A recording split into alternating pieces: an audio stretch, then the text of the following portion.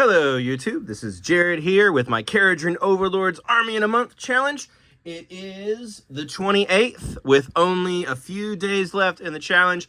I am rapidly getting ready to see if I can finish. And so I have successfully painted my leader here, my Admiral of the Fleet. I was very happy how he came out, and he has the brighter Retribution armor gold on him, and he has his little mini ship painted in the colors of my fleet. So very happy about him. And the other model that I've got done is my gun hauler. And my goodness, while this thing is a little bit fragile to put together, when it is done, it is such a fun model. I love the little crew. I love all the little details. Look at that control panel, the gunner and the driver here. And we've got the engine here, and then we've got the bombs and the anchor. Super happy with how this guy came out, but it still needs a base. So today's goal is to get all the basing done and then see if I can get a start on the bigger ship. But really happy with the progress I've made so far. I've been having so much fun. The other thing I figured out is I did a glazing wash of Averland Sunset over these hot engine parts to kind of smooth that color out and give it more of a liquid molten gold color. So really happy with that. It looks a little better because it was looking a little blotchy before, but that's cleaned up that color quite a bit. So I went back and did that on all the other models as well too. So I've got almost everybody painted. I have 3 foot characters left and 1 big old ship left and only a couple days left, but it is time to get the bases done. So I figured I would shoot this video live and show off how I do my basing. And so what I did is I took all the bases, glued a magnet to the bottom, and then this is just a little bit of Millput, and then I get it a little bit wet to get rid of the fingerprints, and then I take a rolled up piece of tin foil and dab, dab, dab, dab, and that gives it this rocky texture. And then I learned from previous projects, you take a miniature and you take his feet and you have him stomp some footprints in there, and that gives you a couple places so that you know you have a flat spot roughly where they'll stand, and that way you don't wind up gluing them and have some weird lumps. I had one army where everybody was standing on a hill and then the feet didn't connect to the bases, so stomping some footprints underneath where they stand, you can kind of see it. It's picking up it on the camera. I found really helps in the long run. So all the bases have been smeared Millput, textured, and then put some primer over it. I wrapped the flight stands in some tape, which I'm hoping does not break it. We'll see how that goes. Do it live on camera. And then the other thing I did is I put some aquarium rocks in here just to give it a little extra texture on the bigger bases. For the flight stands, I figure this will make it a little more interesting since they're not even touching the bases. And I did the same on these here. And then I missed a little bit of primer on both of the big guys, but it shouldn't be enough to really matter. Other thing that I did that I'm really happy about is I had this giant piece of Dwarven Ruins from the Gloomspite Gets. And so that will be on the big guy's base. And I am so happy about that. That makes the base look so much more interesting. And then the bigger chunks here that are kind of the base here, that's not Milliput. That's actually, I cast plaster of Paris into a giant tinfoil mold and then smashed it up a while back. And I just have a box of that. And then I pull it out whenever I need to do a bigger base or a mountain base or some terrain or some rocks. And so that little pile is still going strong. I've used about 3/4 of it. Eventually, I'll buy another plaster of Paris box, cast it into a giant container, a giant like cardboard box with a piece of tin foil. And then the tin foil just gives it this really nice rocky texture. And then when it snaps, it gives it these nice kind of natural rock looking breaks. And so I found that really gives you rocks at scale. So that's what I've got so far. And then I've got my wet sponge. I've got a coffee cup holder that I repurpose and reuse. So I drink my coffee and then afterwards I save the cardboard. And so what I'll do, first step in this stuff is you get a little bit of white, a lot of white, and then you get your dry brush, moisten it on the sponge, and then just get a little bit and wipe most of it off.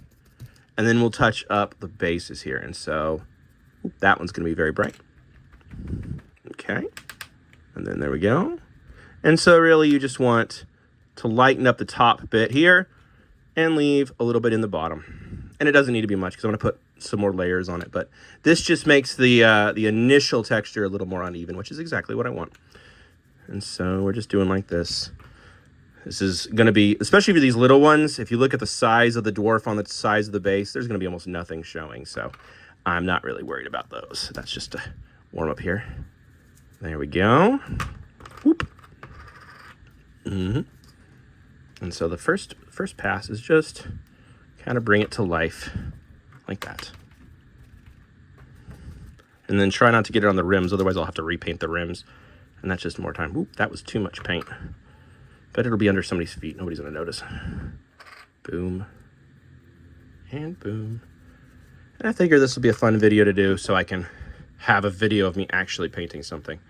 But I really like doing bases. So once I get this done, we'll give it a second to dry.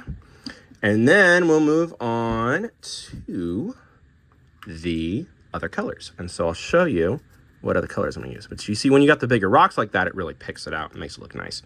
And so the other colors I'm going to be using is I've got my gray.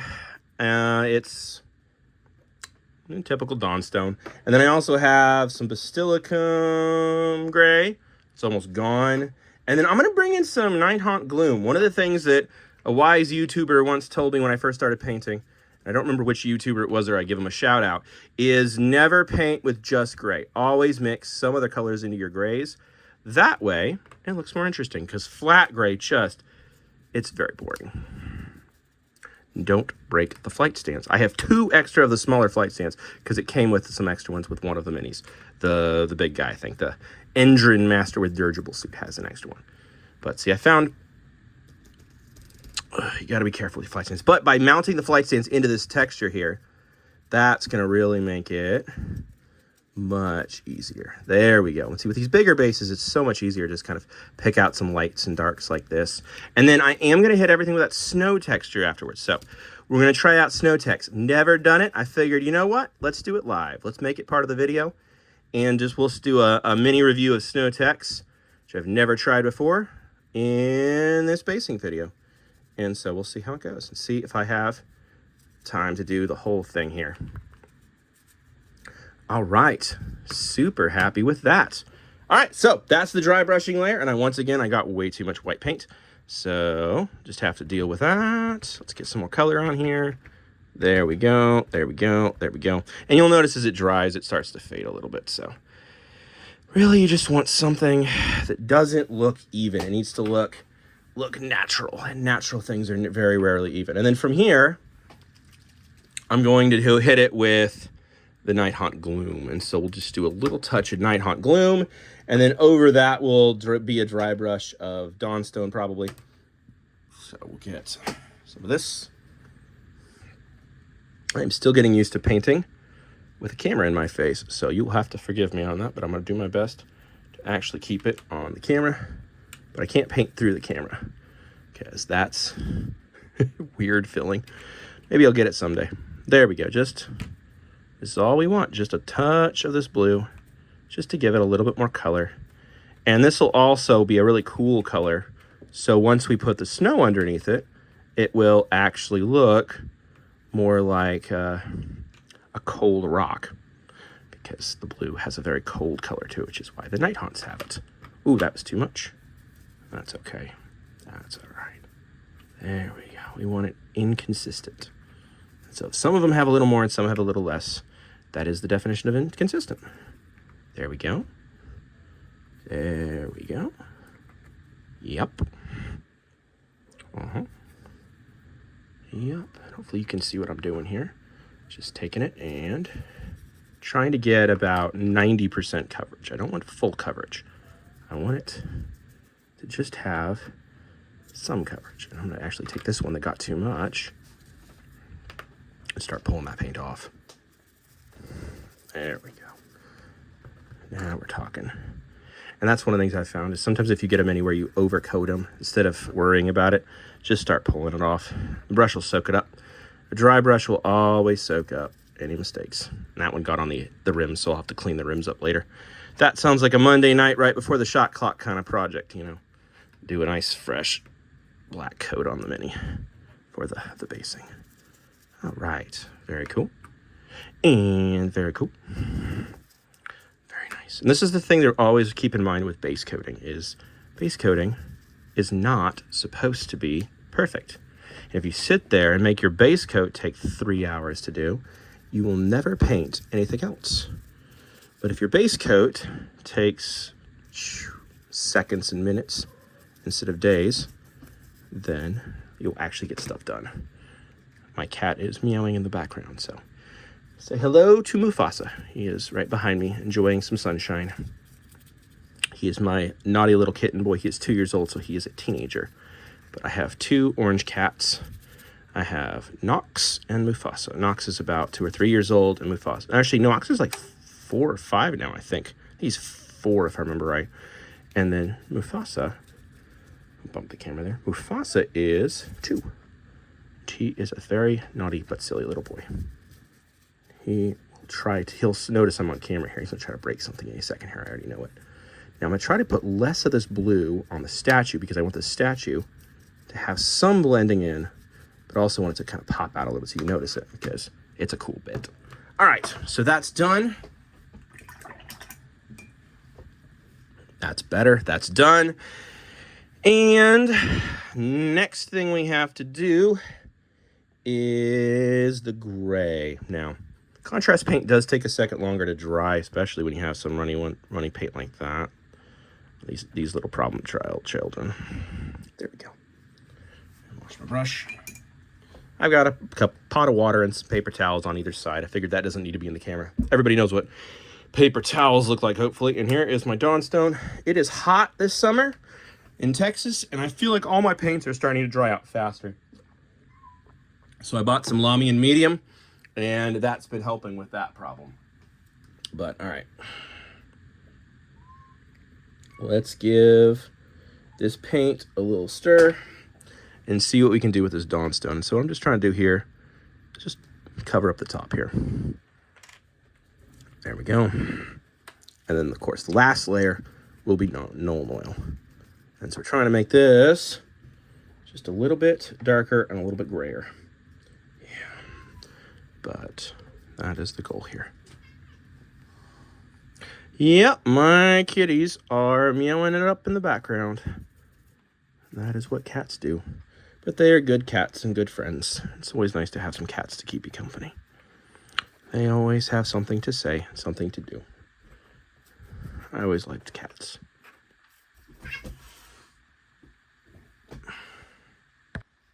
All right, and so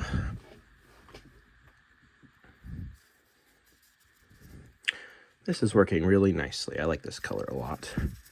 You have a dark blue gray, and you'll notice the ones that are drying. You can already start to see the color that I want. And you can see kind of some of the footprints I created. But I have to be really careful because some of this pencil paint's a little wet. And so what I need to do is get the paint off of my brush before it goes back in the Dawnstone. Otherwise, my pot of Dawnstone will start to turn the wrong color. But, again, this is basing. We're trying to move fast here. And we'll be hitting it with Nuln Oil next. And now it has that really rough bluestone look. And then what I'm going to do is I'm going to glue down a couple minis. And then we'll start testing out the paint. And then I also have some little flocking I can add. But I want this irregular color, just like that. Yeah. That looks just right. Did I just... Yep, just dotted myself with the white. Sitting too close. The other thing I have to check is the feet paint for the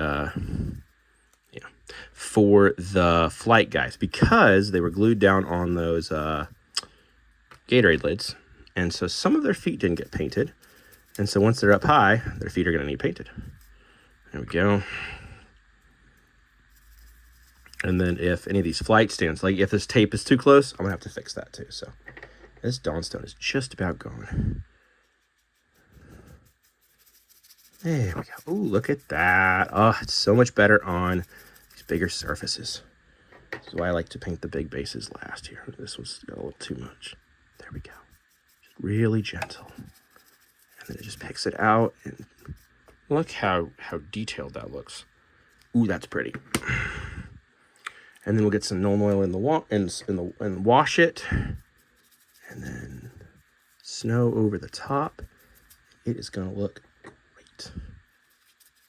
Yeah, I want to put a lot of gray on this thing, because this is supposed to be like carved stone. So he gets a much heavier gray, but he is still ruined. Ooh, bumping my camera again. I'll get used to it. I don't know if I'd ever want to consider streaming, but I don't mind painting on camera too much. And my camera isn't focused today, so that's good. I've had a few issues with my camera going out of focus so far in this challenge, but I've also been trying to teach myself to edit videos and fix videos and put some effects on it, and then working on trying to get an end card and a little musical sting at the end too. So I actually re-uploaded the previous video with a little end card. So I found a song I really like, found using Canva to make a background. So hopefully you think that's pretty cool. If you do, leave me a comment and let me know what you think, or if you think I should change it. I'm always open to ideas. All right. So that's the gray done. That's the night haunt gloom done. I have that Basilicum gray I could use, but honestly, I don't think it needs it. I think we got exactly the color I want, the depths of color I want.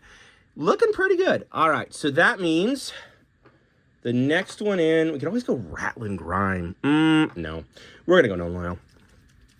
And unfortunately, at some point they updated the Gnome Oil, so it is, so you can do this without spilling it, right? It is a little more runny than it used to be, but it's still a good paint. And just a little tap of that. Ooh, yeah, that's just getting a little runny, isn't it? And so, just give it like that. Just like that. Just like that. And then we'll let this dry fully before I hit it with the snow texture. And I'll grab some guys and get them on. Because I don't want snow on the guys, but I do want snow on their feet, so it looks like they're actually standing in the snow. Because otherwise, it's just going to look kind of silly to have them, you know, it's like, why are you standing in the snow and the snow is not touching you? That would be kind of strange. Yeah, there we go. Now it's a little darker, a little muddier. That's not a weirdly clean rock. Ooh, yeah, it's picking up some weird texture there. I like it when it picks up the texture, but these look a little muddy, so I'm not a big fan of that. But I think if I just dab, there we go. It actually seems to pick it up better, which is kind of silly to me, but and this is something I found when you're painting bases. You're going to keep trying. You just keep trying different things with different bases until you get the one you like. And then whichever bases you hate the most, those are the bases you put on the biggest guys, because then you're not going to see them anyways. Whereas the guys who are a little more in the air or a little more jumping around, you want to be able to actually see their base. And then I'm going to cover it in snow so I can do heavier snow effects on the uglier bases and lighter snow effects on the prettier bases. And so that will make it easy. I'm going to probably cut camera and let it dry in a minute here, and then I'll come back and shoot part 2. So this will be the first half of the video, and then we'll go back and do the second half. So that'll be the goal here, I think, because otherwise this is using up a good amount of Gnome Oil, so I don't want to. There we go. Yeah. All right, and just splash it around, and then reabsorb it and move it where it needs to be. Yeah, that looks exactly like I want. Yeah. A dark and foreboding mountain. And the nice thing about it being so dark and foreboding like that is when I put the snow over it, it's going to be a lot more obvious that there's some contrast. And then it's interesting without taking away from the minis themselves. And that's the important thing too. Ooh, yeah, that was not completely dry. Oh, but I do like that kind of dark foreboding gray color. I might actually when this is fully done, I also might dry brush it with some of this white again, but we're gonna let this dry out now, and I'm gonna cut video, and I'll be back in a few minutes. I only ran when the lictor came. That was